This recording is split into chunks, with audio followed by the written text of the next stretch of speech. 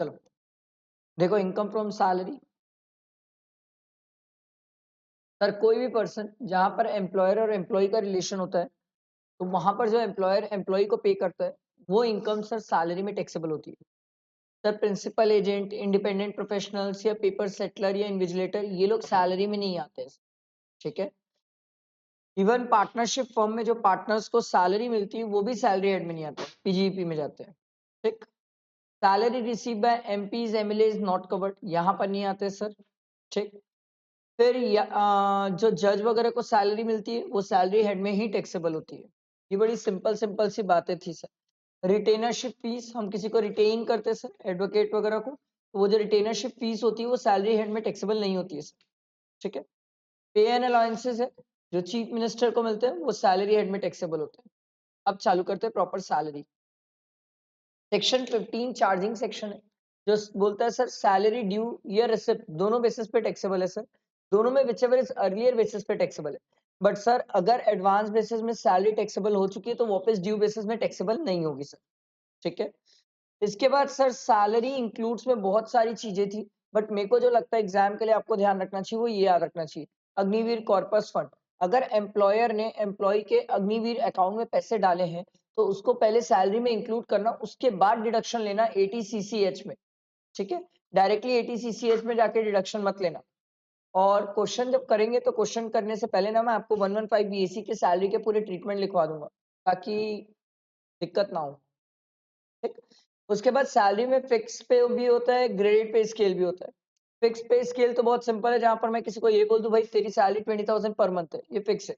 Graded पे scale में थोड़ा सा ध्यान रखना, जो ग्रेडेड पे स्केल में जो फर्स्ट वाला होता है, ठीक है, वो जिस ईयर से चालू हो रहा है, जिस मंथ से चालू हो रहा है, वहां से हम कंप्लीटेड ईयर चेक करते हैं, ठीक है। तो अगर फेब से चालू हो रहा है, फर्स्ट फेब से चालू हो रहा है, तो फर्स्ट फेब से लेके अगले साल के 31 जनवरी तक उसकी सैलरी देखी जाती है। ये ग्रेडेड पे की खास बात है। एग्जाम में ग्रेडेड पे एक बार करके जाना चाहिए, सेफ साइड पे रहते हो, नहीं तो फंसोगे सर, ठीक है।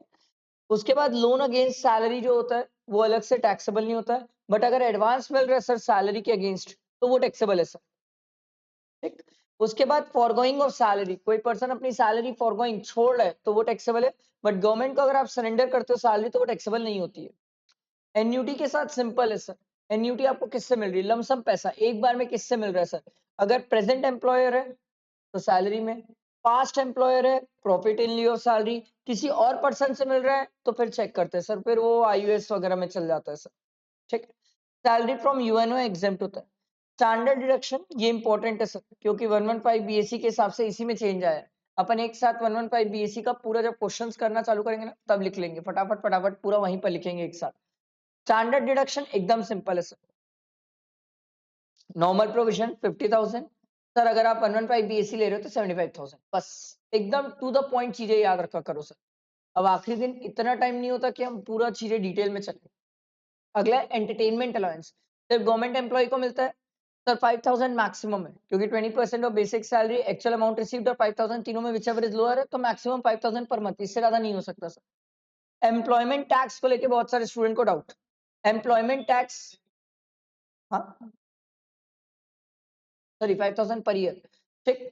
एम्प्लॉयमेंट टैक्स जो है, एम्प्लॉयमेंट टैक्स के साथ एक बात ध्यान रखना, एंटरटेनमेंट अलाउंस और एम्प्लॉयमेंट टैक्स, ये दोनों चीज पहले सैलरी में ऊपर इंक्लूड होती है, फिर नीचे आके माइनस होती है।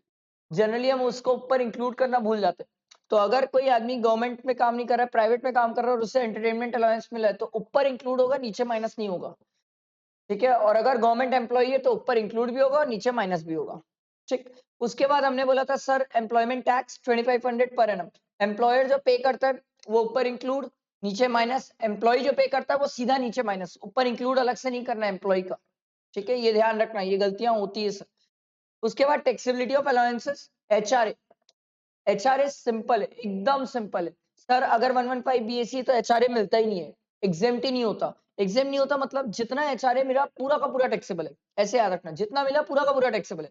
बट सर अगर मैं नॉर्मल प्रोविजन में चल रहा हूँ, तो फिर देखना पड़ता है सर कि आप कहाँ पर हो, मेट्रोज में हो कि नॉर्मल में हो। सर मेट्रो सिटीज में हो तो उस केस में क्या होगा sir, actual HRA receive, rent paid minus 10% of salary और 50% ऑफ सैलरी, तीनों में whichever is lower sir. But अगर आप मेट्रोज में नहीं हो तो ये 50 के बदले 40% हो जाता है सर। यहाँ पर सैलरी मतलब basic plus DA forming part वाला plus percentage wise commission on turnover, ये तीनों चीजें देखी जाती है सर।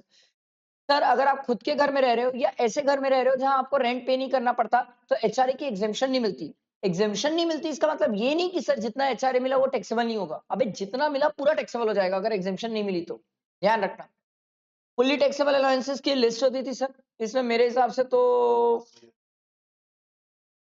ये वाला याद रखना, क्योंकि इसका ट्रीटमेंट 115 बीएससी के हिसाब से अलग होता है। मेडिकल अलाउंस याद रखना, मेडिकल अलाउंस आंख बंद करके टैक्सेबल है, कभी जिंदगी में सोचना ही मत सर। और सिटी कंपनसेटरी अलाउंस, ये सबसे ज्यादा आते हैं एग्जाम में, ऐसा नहीं है बाकी कभी कोई आया नहीं है, आए हैं बट ये तीन सबसे ज्यादा यूज होते हैं सर। उसके बाद पार्टली टैक्सेबल अलाउंस, कुछ ऐसे अलाउंसेस है जो आपको सर ये बोलते हैं कि हम तो अलाउंस देंगे पर जितना आप खर्चा करोगे आप उतना माइनस भी कर सकते हो, exclusively for official purpose not personal purpose. तो आप जितना एक्सपेंडिचर इंकर्ड करते हो ऑफिशियल पर्पस के लिए आप उतना माइनस भी कर सकते हो। ये सब अलाउंसेस है। इसके लिए 115 बीएससी का ट्रीटमेंट मैं आपको लिखवाऊंगा कि सर 115 बीएससी के हिसाब से पूरे अलाउंसेस में कोई भी डिडक्शन नहीं मिलती, कोई कुछ माइनस करने नहीं मिलता, बट चार ऐसे अलाउंसेस है जिसमें मिल जाता है, पढ़ेंगे अपन, मैं आपको पढ़ाऊंगा। ट्रेवलिंग अलाउंस डेफ एंड डम के केस में मिल जाता है, ऐसे करके मैं आपको बताऊंगा। सिटी कंपनसेटरी अलाउंस, ऐसे पांच है, चार है सर, ठीक है, लिखवा दूंगा जब मैं क्वेश्चन कराना स्टार्ट करूंगा तो, ठीक। इसके बाद हमने बोला था सर कुछ अलाउंसेस है जो नोटिफाइड है, कुछ लिमिट तक ही एग्जेम्प्ट है। सर ये सब नहीं पढ़ना होता, सिटी कंपनसेटरी अलाउंस ये सब नहीं पढ़ना होता सर। ये पढ़ो transport allowance for employees of transport system, जो ट्रांसपोर्ट की कंपनी में काम करते हैं सर, वहां पर 70% ऑफ सच अलाउंस या 10,000 दोनों में विचएवर इज लोअर तक एग्जेम्प्ट होता है, ठीक है। ट्राइबल एरिया अलाउंस याद रखना 200 रुपए। ट्रांसपोर्ट अलाउंस याद रखना सर, ये अदर देन दिस है ना, ये वाला नहीं है, ट्रांसपोर्ट अंडरटेकिंग में काम नहीं कर रहे हो, नॉर्मली ट्रांसपोर्ट अलाउंस मिल रहा है सर, घर से ऑफिस, ऑफिस से घर, टैक्सेबल है, फुल्ली टैक्सेबल है ट्रांसपोर्ट अलाउंस। बट सर अगर यही ट्रांसपोर्ट अलाउंस डेफ एंड डम वाले लोगों को मिल जाए, ऑर्थोपेडिकली हैंडीकैप पर्सन को मिल जाए, तो 3200 पर मंथ की एग्जेम्पशन है, ये हमें 115 बीएससी में मिलती है। ट्राइबल एरिया अलाउंस अगर रहा तो 115 बीएससी में 200 नहीं मिलता सर, मैं आपको लिखवा दूंगा, टेंशन ना लो, वो मैं लिखवा दूंगा आपको। अगला है अंडरग्राउंड अलाउंस 800 है, ये याद रखना चाहिए सर। चिल्ड्रन एजुकेशन अलाउंस और हॉस्टल अलाउंस 115 बीएससी है तो ये दोनों नहीं मिलता, मैक्सिमम दो बच्चे का मिलता है 100 रुपए और 300 रुपए, नॉर्मल प्रोविजन है तो आप क्लेम कर सकते हो। 115 बीएससी में तो ये मिलता ही नहीं है। ये आप लोग चाहो तो एक बार रीड कर सकते हो, अदरवाइज आखिरी दिन इग्नोर भी कर सकते हो, आखिरी दिन के लिए इतना इंपॉर्टेंट नहीं है सर। तो भी अगर मिल रहा है तो आप क्लेम कर सकते हो, अगर क्वेश्चन में बताया नहीं तो आप कैसे मान लोगे कि बच्चे नहीं है। ए, एक मिनट,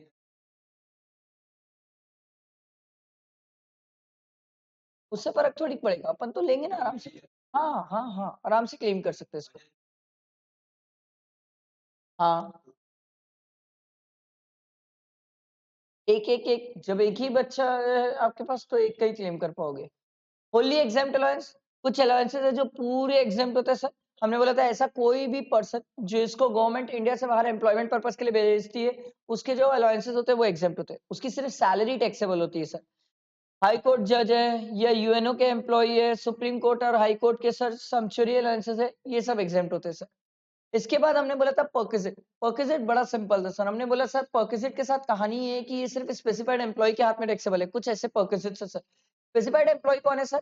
जो कंपनी का डायरेक्टर है, या ऐसा कोई एम्प्लॉय जिसका सब्सटैंशियल इंटरेस्ट हो, या फिर ऐसा कोई पर्सन जिसकी बेसिक सैलरी 50,000 से ज्यादा एक्सीड कर रही है सर, ठीक है। आ रही बात समझ, ठीक है। ऑल 50,000 में all non monetary perquisites, all monetary perquisites except जो एग्जेम्प्ट है 10 में, उसको छोड़ के वो सब चीजों को हटा के बाकी 50,000 देखेंगे सर, आराम से चले जाता है। 50,000 तो इतना आराम से जाता है क्योंकि साल भर की सैलरी रहती है ना सर, तो कोई भी आपका मॉनेटरी नॉन मॉनेटरी देखोगे 50,000 आराम से जाता है। तो अगर एक्सीड किया तो आप स्पेसिफाइड एम्प्लॉई हो, और अगर आप स्पेसिफाइड एम्प्लॉई हो तो सरकार बोलती है सिर्फ आपके हाथ में यही अलाउंसेस टैक्सेबल है, इसके अलावा कोई और नहीं है, ये ध्यान रखना। ये सिर्फ स्पेसिफाइड एम्प्लॉय के हाथ में टैक्सेबल है, बाकी लोगों के हाथ में टैक्सेबल नहीं है। अगर मैं स्पेसिफाइड एम्प्लॉय नहीं हूं तो मेरे हाथ में ये टैक्सेबल नहीं है sir. Car facility, provision for sweeper, domestic servant, वैसे तो ज्यादातर क्वेश्चन में कभी ये पॉइंट को लेके उन लोग छेड़ते ही नहीं है स्पेसिफाइड एम्प्लॉय, क्योंकि समझो ना इतनी कम सैलरी करना पड़ जाएगा उस आदमी की, बाप रे बाप, 50,000 से कम सैलरी करना पड़ जाएगा। और कोई पर्सन जिसकी 50,000 से भी कम सैलरी, उसको आप कार वगैरह दोगे सीरियसली? तो ये बात प्रैक्टिकली एग्जाम में आती नहीं है, आती नहीं है, आ सकती है, कुछ भी हो सकता है बट आती नहीं है। ठीक है। इसके बाद है रेंट्री एकोमोडेशन। इस पे थोड़ी सी लड़ाई लड़ते हैं सर हम। रेंट्री एकोमोडेशन, सबसे पहली बात होती है सर, जो आपको घर किराए पे दिया है वो कौन दिया है? मैं बोला गवर्नमेंट। सरकार बोली वेरी नाइस। गवर्नमेंट के लाइसेंस फी पे करती है? मैं बोला हाँ गवर्नमेंट लाइसेंस फी पे करती है। तो सरकार बोली नाइस, जितना गवर्नमेंट लाइसेंस फी पे करती है लेस अगर एम्प्लॉय से कुछ रिकवर हो जाए तो। एकदम सिंपल क्रक्स। अगर फर्निश वाला केस तो सब जगह सेम ही है सर। 10% ऑफ द कॉस्ट और हायर चार्जेस, दोनों में whichever is higher less कुछ एम्प्लॉय से रिकवर हो जाए तो। आ रही बात समझ? उसके बाद बात आती है सर, अगर accommodation own by the employer है सर, पर ये जो एम्प्लॉयर है अदर देन गवर्नमेंट एम्प्लॉय है, अदर देन गवर्नमेंट है सर, तो उस केस में सर फिर हमें पॉपुलेशन में चेक करना पड़ता है सर। अब ये पॉपुलेशन थोड़ी सी ध्यान रखना सर कि 40 लाख से ऊपर गई तो 10%, सर 15 से 40 लाख के बीच में तो 7.5%, और 15 लाख से भी नीचे हो गई पॉपुलेशन तो 5%। इसमें अच्छा क्वेश्चन दिया हुआ है इस बार की आरटीपी में, मई 25 के आरटीपी में दिया हुआ है, इसका अच्छा क्वेश्चन दिया हुआ है, नाइस क्वेश्चन, जहां पर वो आपसे रेंटरी अकोमोडेशन की ही मेहनत कराया। और वो क्वेश्चन अगर कोई नहीं करके गया, मुझसे स्टैम्प पेपर में लिख के ले लो रेंटरी अकोमोडेशन आप सही करके नहीं आओगे एग्जाम में। मैं आप लोग को रेगुलर क्लासेस में सीआईआई के साथ ट्रीटमेंट सिखाया हूँ, बट अब रियल में सीआईआई का ट्रीटमेंट के साथ क्वेश्चन पहली बार बना है। ऐसा क्वेश्चन पहले कभी इंस्टीट्यूट ने बना के नहीं दिया था। तो अमेंडमेंट ये पिछले बार की है, बट क्वेश्चन बना इस बार। डेफिनेटली एग्जाम में इस पॉइंट को पूछ सकता है, अगर सैलरी का क्वेश्चन एग्जाम में आया तो, नहीं आया तो बात ही खत्म, नहीं आया तो बात ही खत्म। अच्छा इसमें एक बात ध्यान रखना सर, जितने टाइम पीरियड के लिए अकोमोडेशन दिया ना सर, उतने टाइम पीरियड का ही प्रोपोर्शनेट लेना। आ रही है बात समझ? ऐसा नहीं कि अकोमोडेशन सर साल भर का ले लिए, नहीं नहीं नहीं। अगर उसने आपको अक्टूबर नवंबर से घर दिए तो आप अक्टूबर नवंबर से कैलकुलेट करना स्टार्ट करोगे। ध्यान रखना, इसमें बहुत गलतियां होगी, बहुत गलतियां। ठीक है। हाँ, लेस अगर कुछ एम्प्लॉय से रिकवर हो गया तो, और फर्निश्ड वाले के केस में वो तो कहानी सेम हो जाती है सर।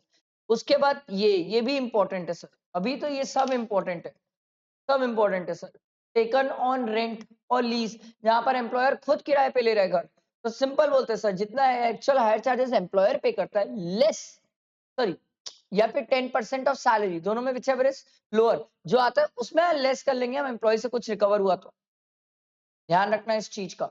इसमें सबसे इंपॉर्टेंट ये है सर, सबसे इंपॉर्टेंट, मैं एक स्टूडेंट को बोलता हूँ सर, ये सीआईआई का ट्रीटमेंट सीखने के लिए आप मई 25 का वो बनाओ आरटीपी, मई 25 का आरटीपी बनाओ सर।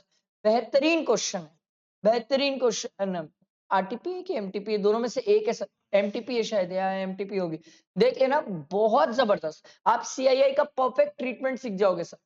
उसमें मेरे को जितना याद है ना वो ऐसा ही था सर। उसका लास्ट ईयर का 92,400 था, इंटू 363 किए थे, डिवाइडेड बाय 348 किए थे, तो ये कुछ आया था, एकोमोडेशन की वैल्यू आई थी। और जब मैं कंप्यूट किया था ना रेंट्री एकोमोडेशन, तो ये कुछ 1,10,000 के अप्रोक्स आया था, और मैं जब कंप्यूट किया था तो 172 के अप्रोक्स आया था। भले मेरा 172 निकालने पे आया था, बट मैक्सिमम इतना ही होगा रेंट्री एकोमोडेशन। बहुत प्यारा क्वेश्चन है, आप जरूर इसको देख के जाइए, ये आपको बहुत हेल्प करेगा एग्जाम में, बहुत हेल्प करेगा। आपको एक ट्रीटमेंट सीखोगे इन केस अगर एग्जाम में आया तो, नहीं आया तो जय माता दी, बढ़िया बात है सर। क्योंकि हमने सीखा था सर, जो सीआईआई का ट्रीटमेंट है रेंट्री अकोमोडेशन जो लास्ट ईयर का था, उसमें हमने सीआईआई का एडजस्टमेंट किया, उसके बाद जो हमारा रेंट्री अकोमोडेशन आया, उससे ज्यादा इस बार का रेंट्री अकोमोडेशन नहीं हो सकता सर, वो मैक्सिमम लिमिट है, उतना ही रेंट्री अकोमोडेशन हमारा हो सकता है, तो जरूर देखना।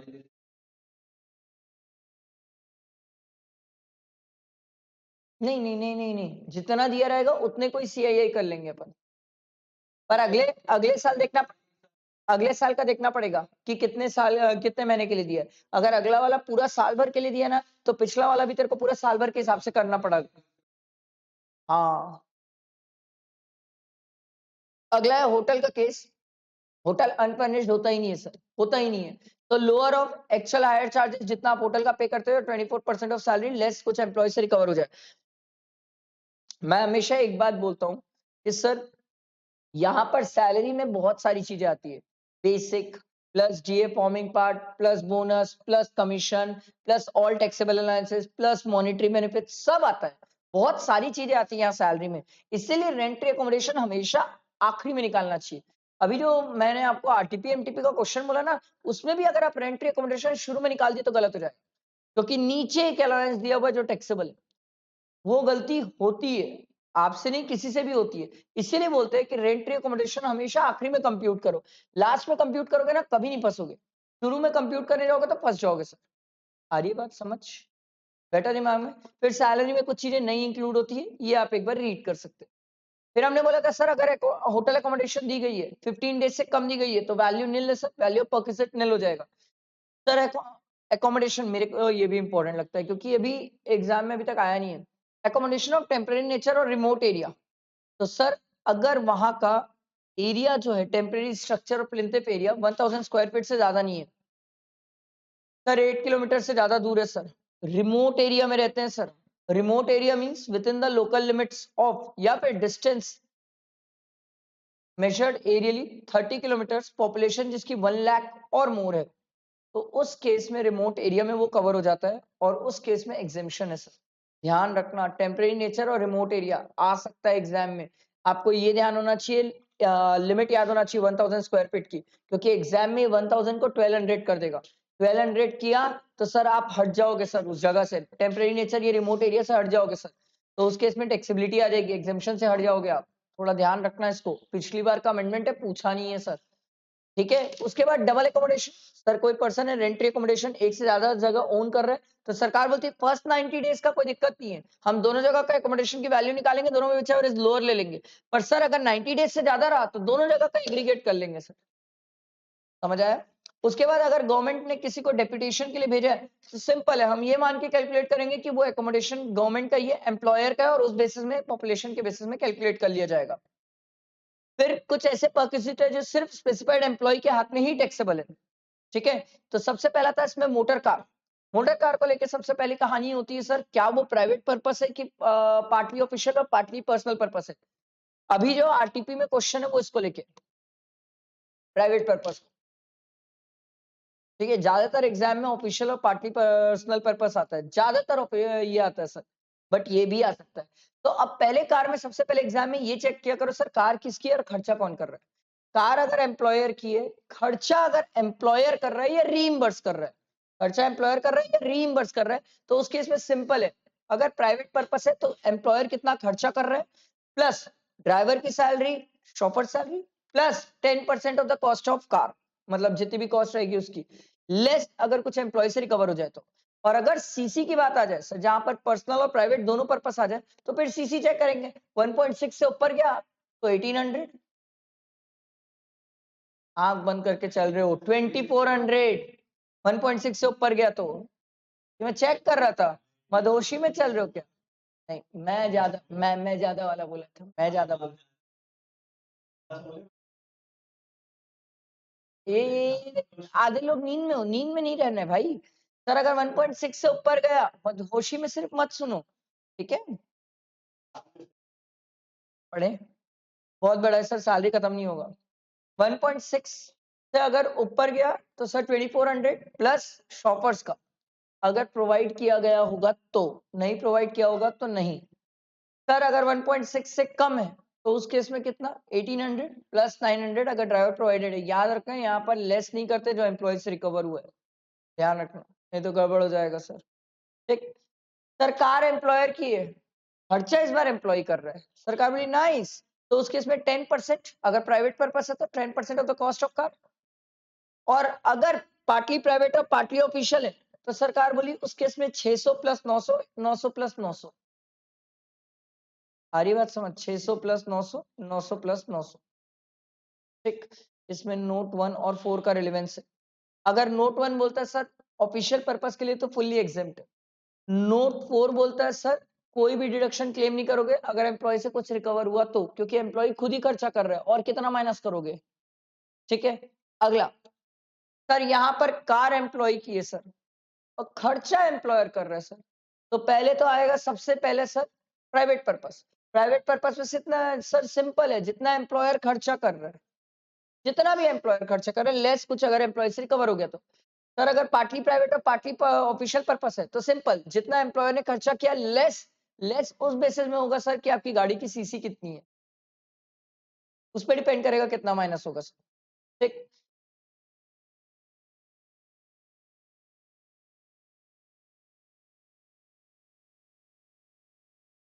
नहीं नहीं, एक्चुअल एक्सपेंस जितना भी इंकर कर रहा है माइनस करने के लिए पहला ये वाला बोल रहा है ना, ये वाले के अंदर बोल रहा है ना, ये लेस है भाई, ये लेस वाली, लेस के लिए हम देखते हैं सीसी। यहाँ पर जितना भी एम्प्लॉयर इंकर कर रहा है लेस सीसी पे डिपेंड करेगा कि आपकी गाड़ी की सीसी कितनी है, जितनी सीसी होगी उस पर डिपेंड करेगा कि कितना माइनस होगा।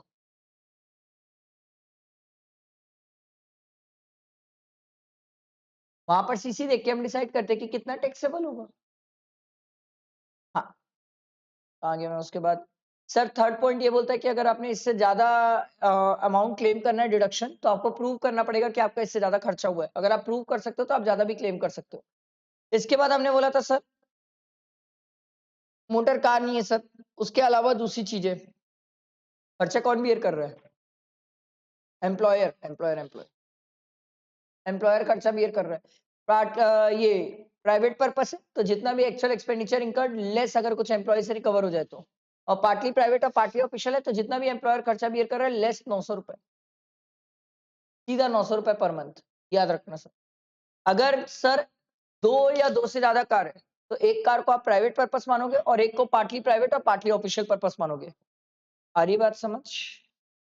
ठीक है, इसके बाद कुछ बातें बहुत सिंपल है sir. Sweeper, gardener, watchman, personal attendant, simple. Salary जितना पे करोगे लेस जितना भी एम्प्लॉय से रिकवर हो जाए।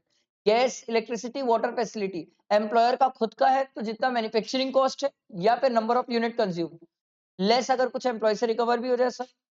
ठीक, और अगर बाहर से लिया होगा तो जितना हायरिंग चार्जेस एम्प्लॉयर पे कर रहा होगा सर। एजुकेशन फैसिलिटी अलग चीज है और एजुकेशन अलाउंस अलग चीज है सर। अलाउंस हम पढ़ के 100 रुपए पर बच्चा, पर सर जब फैसिलिटी की बात हो तो अलग होता है।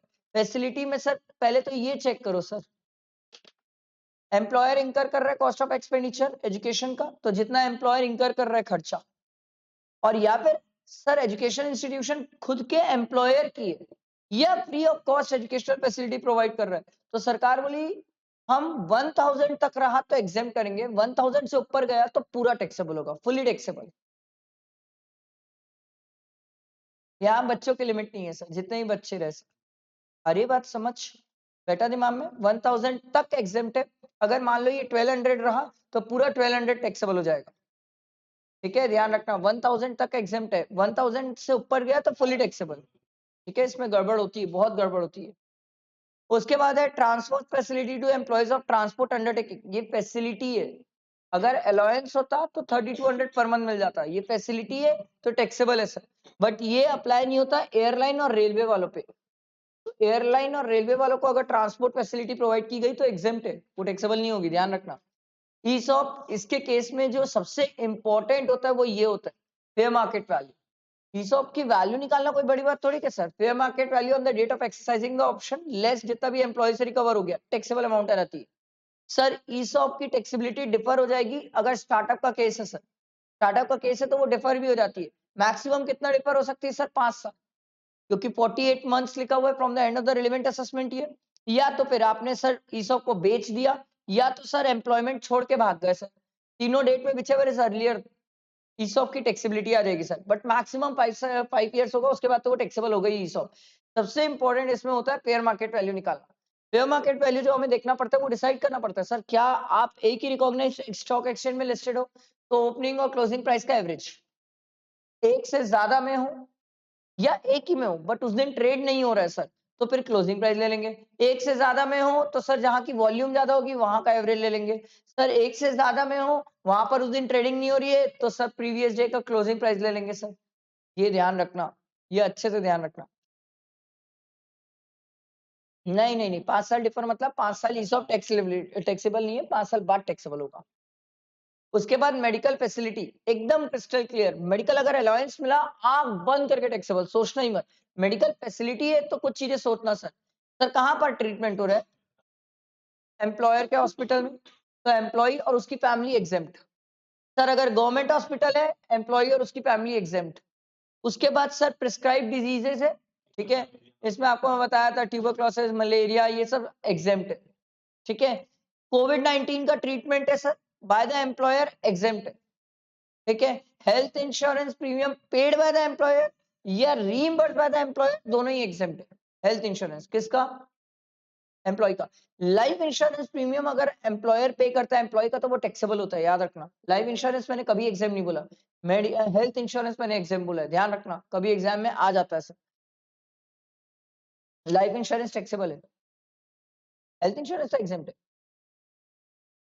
एग्जाम है, हाँ ठीक है। Medical treatment abroad, medical treatment के केस में ये बात का ध्यान रखना sir, medical treatment of employee और his family plus stay one attendant, sir ये एग्जाम्प्ट है, इसके लिए कोई लिमिट नहीं है सर, इसके लिए लिमिट नहीं है सर, ध्यान रखना सर, मेडिकल ट्रीटमेंट वगैरह।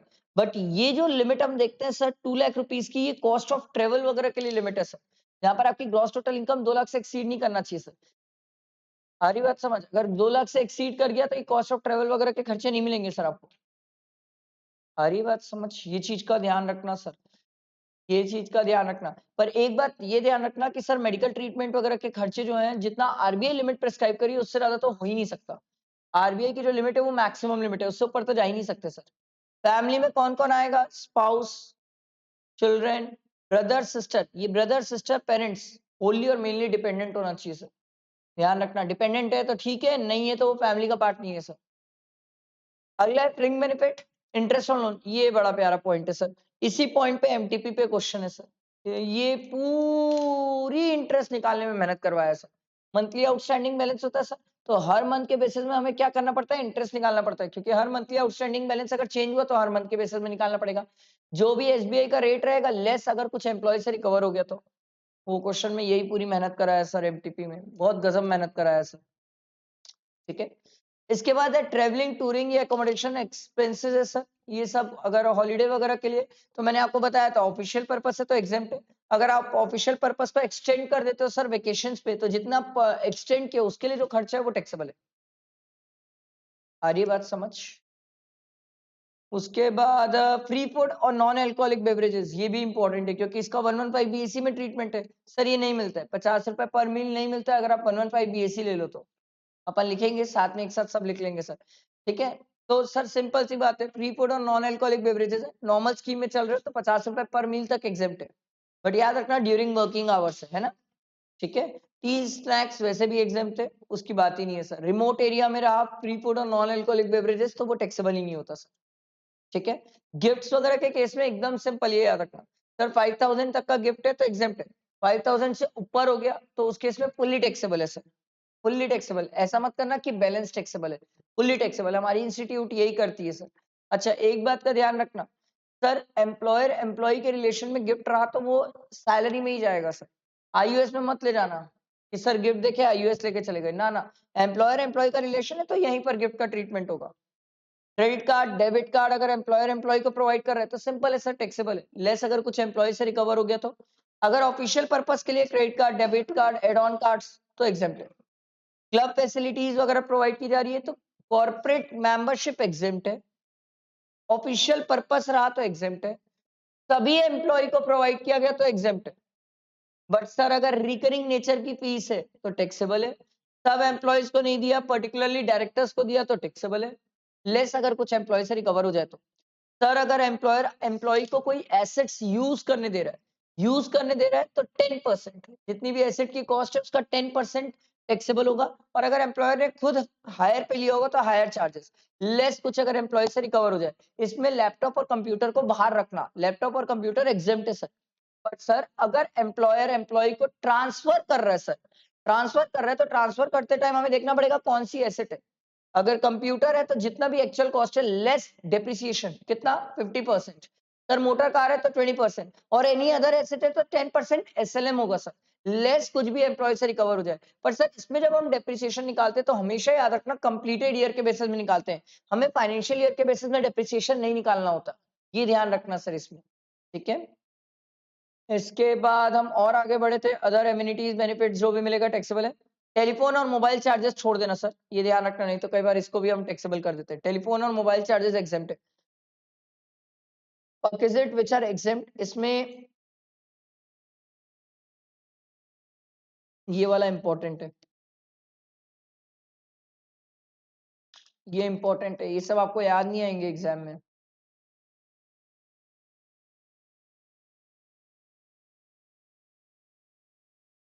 ये नहीं आएगा। ये 3 अच्छे से कर लेना, ये 3 याद नहीं आते, एग्जाम में आते बहुत है बट ये 3 याद नहीं आते। अलाउंस टैक्सेबल है, कन्वीनियंस फैसिलिटी एग्जेम्प्ट है, ठीक है। कन्वीनियंस अलाउंस टैक्सेबल है, कन्वीनियंस फैसिलिटी एग्जेम्प्ट है। ट्रांसपोर्ट अलाउंस फुल्ली टैक्सेबल है। पर डे पेंडम रहा तो 3200, फिर अगर ट्रांसपोर्ट अंडरटेकिंग वाला रहा तो 70% ऑफ वो कहानी आ जाती है। Sir profit and Leo salary मिला तो टैक्सेबल है, इसको इतना ज्यादा पढ़ने की जरूरत नहीं है। अगला हो ग्रेचुटी। ग्रेचुटी अगर गवर्नमेंट एम्प्लॉई है तो पढ़ ही क्यों रहे हो, एग्जेम्प्ट है। अदर देन गवर्नमेंट है तो पहले देखो सर क्या वो ग्रेचुटी एक्ट में कवर्ड है कि नहीं है। अगर ग्रेचुटी एक्ट में कवर्ड हो या ना कवर्ड हो, 2 पॉइंट तो सेम है सर, जितना एक्चुअल अमाउंट रिसीव्ड या 20 लाख, ये दो तो पॉइंट सेम है, बट तीसरा चेंज हो जाएगा सर। अगर ग्रेचुटी एक्ट में कवर्ड है तो 15/26 into last salary drawn into completed year of service और part thereof in excess of 6 month. ये ध्यान रखना सर, ए से ज्यादा हुआ तो राउंड फिगर अगला कर देना, मतलब 26 ईयर्स और 7 मंथ्स रहे तो 27 कर देना उसको, ठीक है। यहाँ पर सैलरी मतलब बेसिक प्लस डीए, डीए पूरा लेंगे सर, डीए पूरा लेंगे, चाहे फॉर्मिंग पार्ट हो ना हो उससे कोई फर्क नहीं पड़ता, ये चीज का ध्यान रखना। सीजनल स्टैब्लिशमेंट हो तो वो 15 से हम रिप्लेस कर देते हैं 7 में सर, ये चीज का ध्यान रखना सर, ठीक है। उसके बाद अदर एम्प्लॉइज, इसमें अगर वो ग्रेचुटी एक्ट में कवर्ड नहीं है तो हाफ इनटू एवरेज सैलरी निकालना पड़ता है, यहाँ पर average salary into completed year. यहाँ फ्रैक्शन को हम इग्नोर करते हैं सर, तो 26 ईयर 7 मंथ्स भी होगा तो हम 26 ही लेंगे सर, आई बात समझ। अच्छा एवरेज सैलरी कब से लेंगे सर, जिस मंथ रिटायर हुआ उसके पहले वाले मंथ से लेके लास्ट 10 मंथ्स की सैलरी का एवरेज करेंगे सर, लास्ट 10 मंथ्स की सैलरी। पर यहाँ पर सैलरी मतलब basic plus DA forming part plus percentage wise commission on turnover, ठीक है। ग्रेचुटी अगर एम्प्लॉयमेंट में मिली तो फुली टैक्सेबल है, एक से ज्यादा एम्प्लॉयर से मिली तो सबका मिला के एग्जम्पशन चेक की जाती है, अलग अलग नहीं होती है सर, ठीक है। पिछले एम्प्लॉयर में आपने कुछ ग्रेचुटी का अमाउंट क्लेम कर लिया तो इस एम्प्लॉयर में बैलेंस क्लेम कर पाओगे सर। अगला है earn leave salary. Earn leave salary simple है सर, गवर्नमेंट एम्प्लॉय पूरा टैक्सेबल, पढ़ी क्यों रहे हो सॉरी पूरा एग्जेम्प्ट, गवर्नमेंट है तो पूरा एग्जेम्प्ट, अदर देन गवर्नमेंट है तो लीस्ट ऑफ द फॉलोइंग, सबसे पहला कितना एक्चुअल रिसीव्ड हुआ, दूसरा 25 लाख, फिर 10 मंथ्स एवरेज सैलरी, और यहाँ पे सर आपको वो कंप्यूट करना पड़ जाएगा सर, निकालना पड़ेगा एवरेज सैलरी इनटू जितना बैलेंस लीव का मंथ बचा हुआ उससे अपन मल्टीप्लाई करते हैं, इसका फॉर्मूला भी लिखवाया था मैं आपको क्लासेस में। जितने महीने की लीव मिली लेस जितना मैंने अवेल किया डिवाइडेड बाय 30 करूंगा तो मंथ आ जाएगा, मंथ इनटू एवरेज सैलरी करता हूं मैं, month into average salary. Average salary कैसे निकालता हूं सर, जिस दिन रिटायर हुआ उस दिन के एक दिन पहले से लेके लास्ट 10 मंथ्स की एवरेज सैलरी लेता हूं सर मैं। सर यहाँ सैलरी मतलब basic plus DA plus forming part वाला, percentage wise commission on turnover भी आएगा सर, ठीक। During the course of employment fully taxable है, यही पॉइंट पूछा है सर सैलरी के क्वेश्चन, जो आरटीपी एमटीपी में क्वेश्चन है वो इसी का है सर, लीव सैलरी दिया हुआ है। क्यों बता रहा हूँ, क्योंकि 115 बीएससी में लीव ट्रेवल कंसेशन नहीं मिलता है, लिखेंगे हम, ठीक है, ध्यान रखना सर।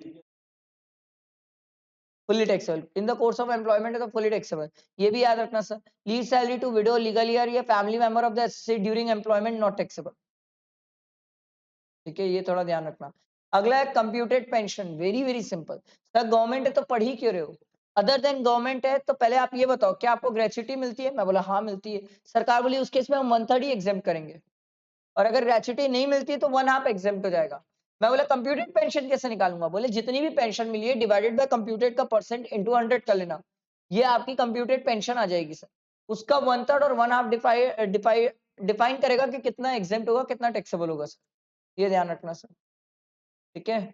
अनकंप्यूटेड पेंशन मैंने आपको बताया था, अनकंप्यूटेड में पेंशन की पहचान ही है कि मंथली होती है और ये फुली टैक्सेबल है, इसमें सोचना ही मत, चाहे आप गवर्नमेंट हो चाहे प्राइवेट हो कोई फर्क नहीं पड़ता, अनकंप्यूटेड पेंशन सबके हाथ में टैक्सेबल है सर, सबके हाथ में।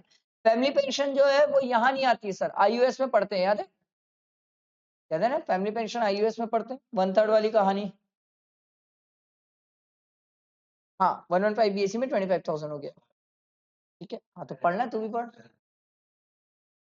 हाँ leave travel concession, sir leave travel concession यही पॉइंट दिया हुआ है अभी जो आरटीपी एमटीपी में क्वेश्चन, ये बहुत सिंपल है सर, इसमें वो बच्चे को लेकर कंफ्यूज करने की कोशिश की है सर, लीव ट्रेवल कंसेशन में सर कि सर पहले अगर 2 हो गए बाद में 1 हो गए तो 3 है कि 2 होंगे, 3 हो जाएंगे, पहले सर 2 पहले 1 हुआ बाद में 2 हो गया तो 2 बच्चे काउंट होते हैं सर, ठीक है। ये कहानी 1/10/1998 के बाद की कहानी है सर। उसके पहले 15 भी बच्चे रहे तो भी एग्जेम्प्ट है, कोई दिक्कत नहीं है sir. Sir amount of exemption, by air जा रहे हो तो इकोनॉमिक फेयर है, बाय रेलवे जा रहे हो तो फर्स्ट क्लास एसी फेयर तक एग्जेम्प्ट है। अगर ऐसी जगह जा रहे हो जहां रेल से नहीं जा सकते, कोई रिकॉग्नाइज्ड मींस ऑफ ट्रांसपोर्ट है तो फर्स्ट क्लास डिलक्स फेयर, और अगर रिकॉग्नाइज्ड मींस ऑफ ट्रांसपोर्ट भी नहीं है तो first class AC fair sir. Amount of exemption जितना आपने एक्सपेंडिचर इंकर किया उससे ज्यादा नहीं हो सकता। हाँ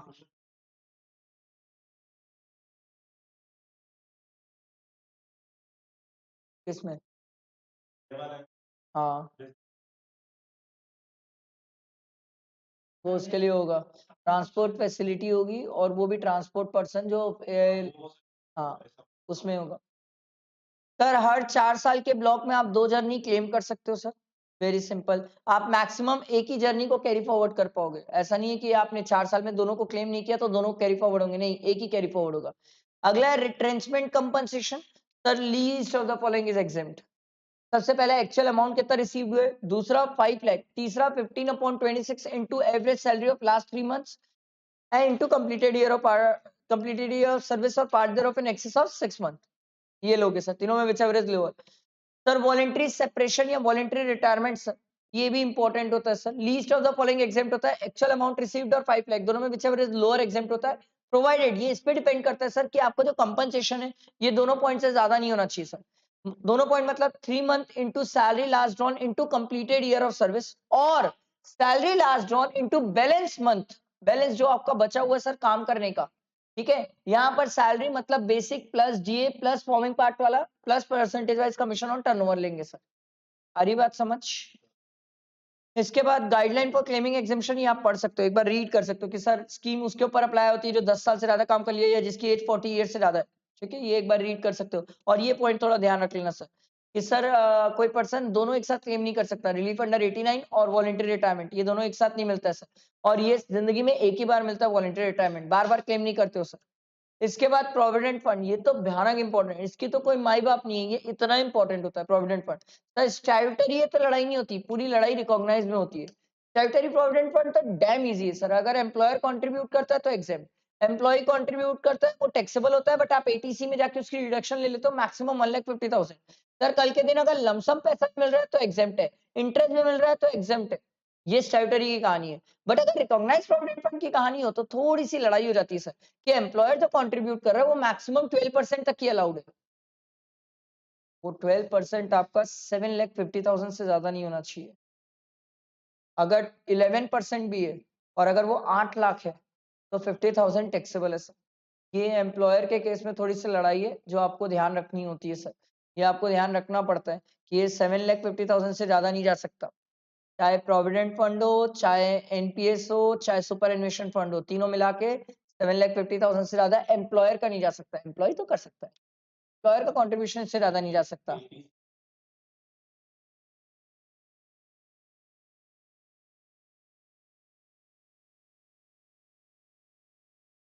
क्या बोल रहा है?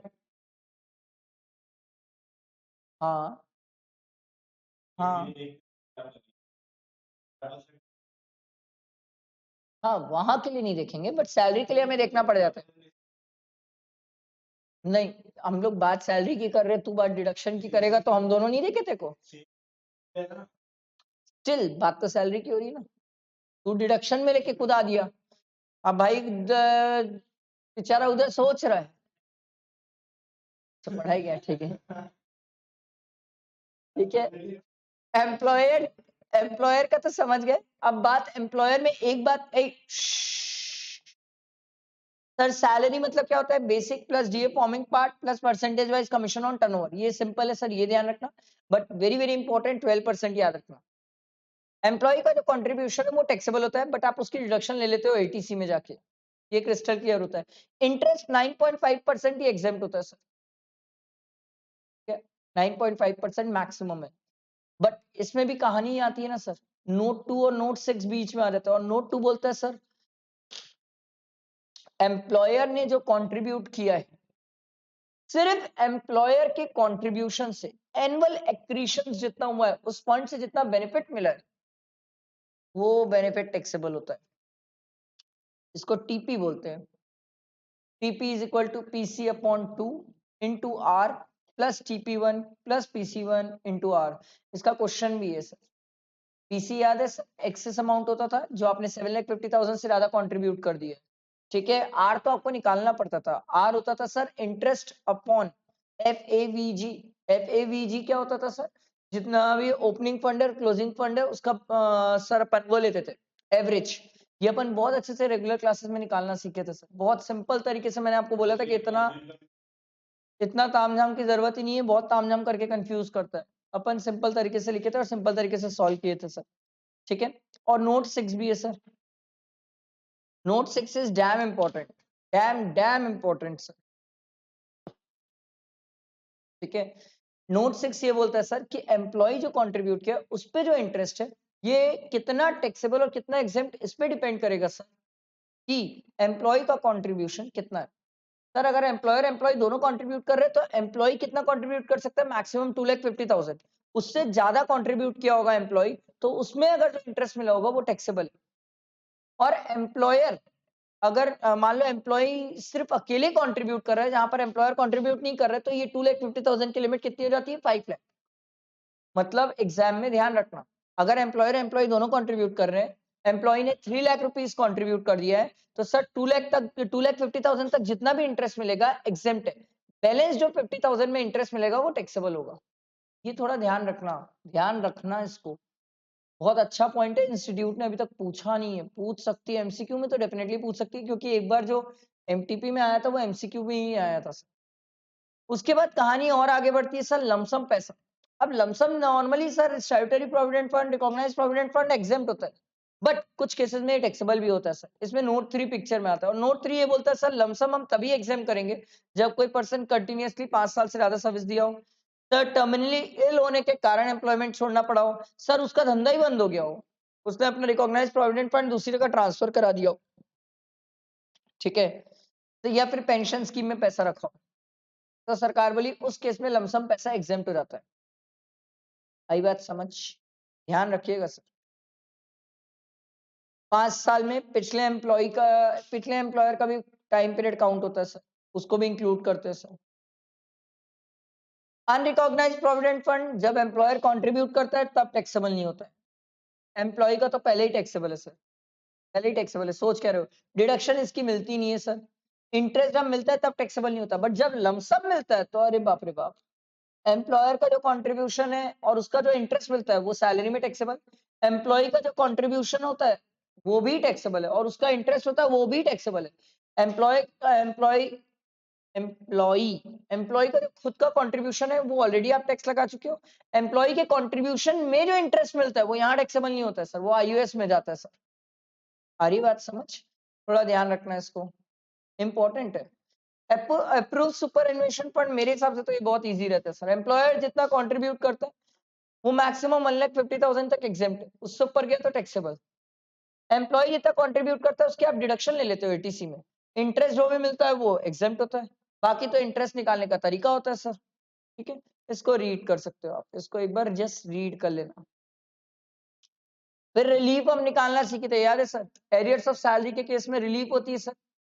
सर आपको कोई पहले सैलरी मिलनी चाहिए थी, उस टाइम नहीं मिली, आज मिल रही है सैलरी, तो हम रिलीफ निकालते थे। इसका ना क्वेश्चन दिया हुआ इंस्टीट्यूट मैट में, वो एक ही क्वेश्चन दिया, वो एक क्वेश्चन कर लो पूरा रिलीफ क्लियर हो जाता है, क्रिस्टल क्लियर हो जाता है। बहुत लंबा सा क्वेश्चन है, बड़ा क्वेश्चन है, 3 साल का क्वेश्चन है, उसमें अच्छा खासा रिलीफ कवर्ड है सर, अच्छा खासा रिलीफ कवर्ड है कि उस टाइम पीरियड की सैलरी में हम टैक्स निकालते हैं, फिर इस टाइम पीरियड की सैलरी में इंक्लूड करते हैं, फिर दोनों में लेस करते हैं, जो बैलेंस अमाउंट आता है उसको हम रिलीफ क्लेम करते हैं। उस क्वेश्चन को बना लो, रिलीफ क्लियर हो जाता है। समझ आया? सैलरी थ्योरेटिकली इतना ही था। अब अपन प्रैक्टिकल इसके क्वेश्चंस करेंगे और क्वेश्चन कराते टाइम मैं आपको 115 बीएससी का पूरा ट्रीटमेंट लिखवा दूंगा, ठीक है? ओके।